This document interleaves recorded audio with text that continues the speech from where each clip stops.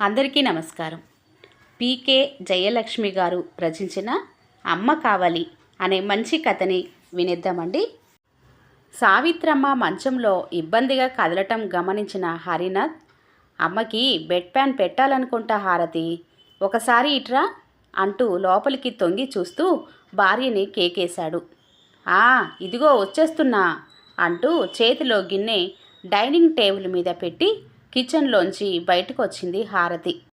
అత్తయ్య, కాస్త జరగండి అని బెడ్ ప్యాన్ అమర్చి పనిపిల్ల సాయంతో ఆమెకి స్నానం చేయించి నైటీ వేసి మంచం మీద వేరే దుప్పటి మార్చి బెడ్ మీద పడుకోబెట్టింది. అమ్మ కాళ్ళకి నేను నూనె రాస్తూ ఉంటా, ఈలోగా అన్నం కలిపి పట్రా హారతి అన్నాడు. కబ్బోర్డులోంచి ఆయిల్ సీసా అందుకుంటూ సరే అంటూ చారులో తిరగమూత వేసి కంచంలో వేడిగా అన్నం, టమోటో పప్పు చారుతో మెత్తగా కలిపి వంకాయ కొత్తిమీర కారం కూర పక్కన వేసి చిన్న కప్పులో పెరుగుతో అత్తగారి దగ్గరకు వచ్చి పనిపిల్లని మంచినీళ్లు తీసుకురమ్మని పురమాయించింది. అత్తయ్య, నోరు తెరవండి అంటూ ముద్దలు కలిపి తినిపించసాగింది. హారతి, హరినాథ్ ఈ మధ్యే షష్ఠి పూర్తి చేసుకున్న జంట. హరిది పెద్ద కుటుంబం, 7 పిల్లలు. తండ్రి చనిపోయి 12 ఏళ్ళు అవుతుంది. 4 అన్నదమ్ముల్లో హరి 3వవాడు. ఇంకా ఒక అక్క, 2 చెల్లెళ్ళు. తల్లి సావిత్రమ్మ ఎంతో ఓపికగా పిల్లలందరినీ ప్రయోజకుల్ని చేయడంలో భర్తకి తోడుగా నిలబడింది. అందరూ చదువుకొని జీవితంలో బాగానే స్థిరపడ్డారు. 2వ కొడుకే కొంచెం వెనకబడ్డాడు. సరైన ఉద్యోగం లేకపోవడంతో మొదటి నుండి హరి ఇంట్లోనే కింద వాటాలో నామమాత్రపు అద్దె కడుతూ భార్యాపిల్లలతో ఉంటున్నాడు. అతని ఆర్థిక పరిస్థితి తెలిసిందే కనుక తమకున్నంతలోనే వాళ్ళని చేరదీశారు హరి, హారతి. ఉన్నట్టుండి ఒకరోజు ఏదో విషజ్వరం సోకి అన్నగారి భార్య కన్ను మూయడంతో ఆయనకి, పిల్లలకి వీళ్ళే దిక్కయ్యారు. హరికి కొడుకు ఒక్కడే కానీ అతనిపై ఆధారపడిన వాళ్ళు మాత్రం 4. కొడుకు శ్యామ్ ఇంజనీరింగ్ అయ్యాక పెద్దవాళ్ళు చెప్పిన పిల్లనే చేసుకుని ఉద్యోగరీత్యా ఆస్ట్రేలియాలో ఉంటున్నాడు. ఇంచుమించు 75 ఏండ్లు వచ్చే వరకు సావిత్రమ్మ వంతులు వేయకుండా, వంకలు పెట్టకుండా యంత్రంలా చాకిరీ చేస్తూనే ఉండేది. కానీ ఆ రోజు పెరాలసిస్ రాకుండా ఉన్నట్లయితే ఎలా ఉండేదో. కాళ్ళు చేతులు ఆడుతున్నంత కాలం ఆవిడ సేవలు అందరూ బాగానే వాడుకున్నారు. అసలు సమస్య అప్పుడు మొదలైంది. ఆవిడ ఎవరి దగ్గర ఉండాలి? ఆస్తులు ఆనందంగా ఆడ మగ సమానంగా పంచుకున్నారు కానీ ఇన్నేళ్ళు నోరెత్తకుండా ఇంటిల్లిపాదికి చాకిరీ చేసిన ఆ తల్లికి సేవ చేయడానికి తర్జనా భర్జనలు మొదలయ్యాయి. హరి పెద్దన్న, తమ్ముడు ఇద్దరు మంచి పొజిషన్లోనే ఉన్నా తల్లిని తమతో తీసుకెళ్ళటానికి సిద్ధంగా లేరు. తమ్ముడి పిల్లలు చిన్నవాళ్ళు, మరదలికేమో ఉద్యోగం. పెద్దన్న భార్యామణి అయితే మొహమాటం లేకుండా చెప్పేసింది. నేను పిలిచినప్పుడు ఆవిడ నా కూతుర్లు పురుళ్ళు అనుకుంటూ రాలేదు. ఇప్పుడు ఆవిడ వస్తానన్నా నేను చేసే పరిస్థితిలో లేను అంటూ. ఇక కూతుర్ల సంగతి సరే, ఎంతసేపు పుట్టింటి నుంచి ఆశించడమే కానీ అయ్యో అన్నదమ్ములతో సమానంగా ఆస్తులు పంచుకున్నాం, అలాగే అమ్మ బాధ్యతని కూడా తీసుకుందాం, ఆవిడ మన కోసం ఎంత కష్టపడింది అని పొరపాటున కూడా అనుకోరు. దేవుడు ఎవరిని ఎప్పుడు నిర్దయగా వదిలేయడు కదా. 3వ కొడుకు హరినాథ్కి తల్లి పట్ల విపరీతమైన ప్రేమ. దాంతో సావిత్రమ్మ బాధ్యతని తానే తీసుకుంటానని ముందుకొచ్చాడు. భార్య హారతి కూడా అనుకూలవతి కావడంతో వ్యతిరేకత ఎదురవ్వలేదు. తల్లి బాధ్యత కనీసం వంతుల వారీగా కూడా తీసుకోవడానికి ముందుకు రాని ఈ ప్రబుద్ధులు నెలకోసారి ఆవిడ మీద ప్రేమ కారిపోతున్నట్లు చేతులుప్పుకుంటూ హరి ఇంటికి విజిట్ చేస్తూ ఉంటారు. పోనీ పెద్దావిడకి ఏమీ తేకపోయినా కనీసం ఒక్కరోజు సర్వీస్ అయినా చేయరు. పైపెచ్చు ఆడపిల్లలైతే హారతిని, మా అమ్మని సరిగ్గా చూస్తున్నారా, టైంకి మందులు వేస్తున్నారా, వేల పట్టున అన్నం పెడుతున్నారా అంటూ ఎంక్వైరీలు. ఇక కొడుకులిద్దరు అయితే భార్య పిల్లలతో వచ్చి ఒక్క పనిలో కూడా సహాయం చేయకుండా సినిమాలకి, షాపింగ్లకి తిరిగేసి వెళ్ళిపోయేటప్పుడు మాత్రం అమ్మా ఆరోగ్యం జాగ్రత్త అని చిలక పలుకులు పలికేసి వస్తాంరా హరి ఏదైనా అవసరమైతే ఫోన్ చేయి అంటూ చక్కా పోతారు. వీళ్ళు వస్తే హారతికి డబల్ వర్కే. తోటి కోడళ్ళు తీరిగ్గా కాళ్ళు జాపుకొని టీవీ చూస్తూనో సెల్ మాట్లాడుకుంటూనో పని జోలికి రాకుండా పైపైన మెరమెచ్చు కబుర్లు ఒకటి. అయ్యో హారతి, మీకు చాలా బర్డెన్ పడిపోయింది. పోనీ కొన్నాళ్ళు మేము తీసుకువెళ్దామన్నా ఆవిడ మా దగ్గరికి రారు కదా. ఎంతైనా అత్తగారికి మీరంటేనే ఇష్టం అనడం. అత్తగారికి సేవ చేయటం అటుంచి కనీసం తమ పిల్లలకైనా వండి పెట్టుకోరు.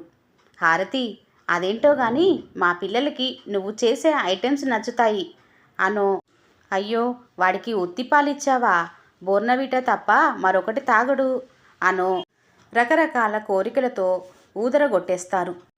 హారతికి కూడా వయసు మీద పడడంతో మోకాల నొప్పులు, లో బీపీ పలకరించాయి. తనకి ఓపిక ఎక్కువని చెప్పాలి.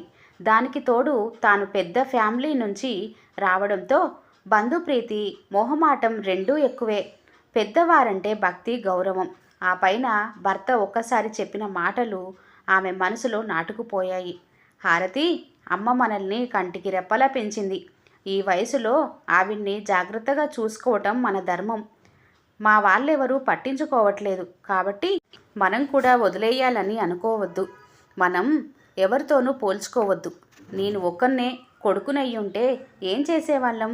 మా అమ్మ నా దగ్గర ఉంటే నాకెంతో ధైర్యం, సంతోషం. నాకు అమ్మ కావాలి, నా మాట కాదనవు కదా అని హరి జాలిగా అడిగేసరికి హారతి మనసు ద్రవించిపోయింది. తన తల్లి లాంటిదే కదా భర్త తల్లి కూడా. అత్తగారు కూడా ఏ మాట కామాట చెప్పుకోవాలి. కోడళ్ళనెప్పుడు పల్లెత్తు మాట అని ఎరుగదు. అలాంటిది ఆవిడని తను ఎలా కాదంటుంది? కానీ ఇలా చూడ్డానికి వచ్చిపోయే వాళ్ళ వల్లే వీళ్ళకి తలనొప్పి ఎక్కువవుతుంది. కాలేజీలో చదువుకునే రోజుల్లో కొడుకు శ్యామ్ బాధపడేవాడు. ఏంటమ్మా, నీకు రెస్ట్ అనేదే లేదు. పెద్దనాన్న ఫ్యామిలీకి, నానమ్మకి నువ్వే చాకరీ చేయాలా? మనం ముగ్గురం హాయిగా ఉండకుండా వీళ్ళందరూ ఎందుకు మనతో? నానమ్మని బాబాయ్ దగ్గరికి పంపేయమని డాడీకి చెప్దాం అంటే వాణ్ణి కోపడింది. తప్పు నాన్న, నీకు నేనెంత ముఖ్యమో డాడీకి కూడా వాళ్ళ అమ్మ అంతే కదా. డాడీ వింటే బాధపడతారు. ఎప్పుడు అలా అనకేం అంది. కానీ మనసులో కొడుక్కి తన మీద ఉన్న ప్రేమకి ఎంతో పొంగిపోయింది. కాలం గడుస్తూనే ఉంది. కొడుకు పెళ్ళి ఘనంగానే చేశారు. ఆస్ట్రేలియాలో ఉద్యోగం రావడంతో భార్య సమేతంగా వెళ్ళిపోయాడు. శ్యామ్కి కొడుకు పుట్టిన వియ్యంకులు వెళ్ళారు కానీ తను వెళ్ళలేకపోయింది. అత్తగారి బాధ్యతని నెల రోజులు కాదు, 4 రోజులు కూడా తీసుకోవటానికి ఎవరు ముందుకి రాలేదు. ఆవిడనలా ఆమె కర్మానికి వదిలేసి వెళ్ళటానికి మనస్సు అంగీకరించలేదు. కొన్నాళ్ళకి కొడుకు కోడలు వచ్చి మనవడిని చూపించి వెళ్ళారు. వాడి పెళ్ళయి 4 ఏళ్ళు కావస్తున్నా పట్టుమని 10 రోజులైనా కొడుకు కాపురం చూడటానికి తాము వెళ్ళలేకపోయామని ఎన్నిసార్లు మదనపడిందో ఆ దేవుడికే తెలుసు. చాలాసార్లు అడిగి అడిగి విసిగిపోయాడు. ఇదిగో మళ్ళీ వచ్చే వారం వస్తున్నాడు. ఈసారి మాత్రం ఇంకా ఒప్పుకోడు. ఎలాగైనా తమ దగ్గరికి వచ్చేయమని పట్టుబడతాడు. వాడు నా బంగారం. ఊహ తెలిసినప్పటి నుండి అమ్మ కష్టాలు చూస్తున్నాడు కదా. ఎప్పుడు నాకు జాబ్ వచ్చాక మా అమ్మ నాతోనే ఉంటుంది. ఏం కావాలంటే అవి కొనిపెడతాను, కారులో తిప్పుతాను అంటూ ఉండేవాడు. పిచ్చి తండ్రి, ఎలా ఉన్నాడో, ఏం తింటున్నాడో అనుకుంది హారతి అత్తగారి నోట్లో ముద్ద పెడుతూ. సావిత్రమ్మ ఇంకా చాలన్నట్లు సైగ చేయడంతో మంచినీళ్లు తాగించి ఆవిడ మూతి తుడిచి మంచం మీద వాలుగా పడుకోబెట్టి టీవీ ఆన్ చేసి బయటికి వచ్చింది. ఆ రోజే శ్యామ్ భార్య పిల్లలతో దిగాడు. హారతి ఆనందానికి హద్దు లేదు. 3 సంవత్సరాల తర్వాత చూడ్డమాయే. కోడలికి ఒక్క పని కూడా చెప్పకుండా అపురూపంగా చూసుకుంటుంది. మనవడి మురిపాలు సరే సరే, కొడుక్కి ఏవేవో చేసి పెట్టాలని తెగ హైరాణ పడిపోతుంది. ఇంత హడావుడిలోనూ అత్తగారి సేవలు విస్మరించడం లేదు. సమ్మర్ కావడంతో మరిది, ఆడపడుచులు ఎప్పటిలాగే కుటుంబాలతో దఫాదఫాలుగా వచ్చి వెళ్తున్నారు. మోకాళ్ళ నొప్పులు, లో బీపీతో బాధపడుతూ కూడా అలాగే లేని ఓపిక తెచ్చుకొని పని మనిషి సాయంతో అందరికీ కావలసినవన్నీ అమరుస్తూ చేసుకుపోతుంది హారతి. శ్యామ్ ఇవన్నీ గమనిస్తున్నాడు. వాళ్ళు చూడబోతే అదో రకం. అర్ధరాత్రి దాకా టీవీ చూడటం, తెల్లారి లేటుగా లేవటం, వేల పట్టున తినరు. ఇక్కడి పిల్లే అయినా కోడలు స్వర్ణకి ఏవీ నచ్చవు. శ్యామ్ కూడా భార్యకి వత్తాసు, ఏంటమ్మా ఈ వంటలు, ఆర్య అలా వండితే తినడు అంటూ. కోడలు పనిలో కాస్త కూడా చొరవ తీసుకోదు. మనవడిని దగ్గరికి తీసుకోబోతే వాడు రాడండి, కొత్త కదా అంటూ తమ గదిలోకి తీసుకువెళ్ళిపోతుంది. హారతికి చాలా అసంతృప్తిగా అనిపించింది. వాళ్ళు వెళ్ళే రోజు దగ్గరికి రానే వచ్చింది. కొడుక్కి ఏవేవో ప్యాక్ చేస్తూ ఒకటే హడావుడి పడుతుంది హారతి. ఇంకో పక్క అత్తగారిని చూడటానికి వచ్చి వెళ్తున్న చిన్న ఆడపడుచుకి శ్యామ్తో పాటు ఊరగాయలు, స్వీట్స్ ప్యాక్ చేయించి అంపకం పెట్టి సోఫాలో అలసటగా కూలబడింది. శ్యామ్ ఈ 15 రోజుల నుంచి ఇంట్లో జరుగుతున్నవన్నీ చూస్తూనే ఉన్నాడు. అమ్మా అని కొడుకు పిలవగానే ఏం నాన్నా అంటూ చూసింది. నాకు తెలుసు, ఎలాగైనా నా కొడుక్కి నేనంటే ప్రేమ. ఇంత చాకరీ చేస్తున్నానని పిచ్చికన్నా ఎంత బాధపడుతున్నాడో పైకి చెప్పడు, కానీ మనసులో ఫీల్ అవుతుంటాడు.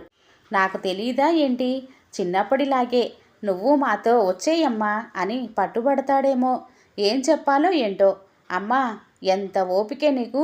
మంచం మీద నానమ్మకి, ఇంటికొచ్చిపోయే చుట్టాపక్కాలకి ఎలా వండి వారుస్తూ ఎన్ని సఫర్యలు చేస్తున్నావే. హారతి లోపల మురిసిపోయింది తన కొడుకు కన్సర్న్కి. కానీ ఆ తర్వాత ఊహించని డైలాగ్కి నిశ్చేష్టురాలైంది. ఇంతమందికి చేస్తున్నావు, నా భార్యకి ఎప్పుడైనా ఇంత సేవ చేశావా అమ్మా? అసలు నువ్వు మాకేం నిలబడ్డావమ్మా? నేను ఆఫీస్కి వెళ్ళాక తను పిల్లాడితో సంభాలించుకోలేక ఎంత పైన కింద అవుతుందో నీకేం తెలుసు? ఇంటికొచ్చాక అన్నీ చూసి స్వర్ణ ఎంత బాధపడుతుందో. మీ అమ్మగారు నాకేం చేశారు అని అడుగుతుంటే ఏం సమాధానం చెప్పమంటావు? అమ్మా ఇదే చెప్తున్నా, నాకు నువ్వు కావాలి. వేదన ధ్వనించే స్వరంతో అన్నాడు శ్యామ్. మా అమ్మ కోడిలతో సేవలు చేయించుకోవలసిన 57 ఏళ్ల వయసులో 90 ఏళ్ల అత్తగారికి సేవలు చేస్తుంది.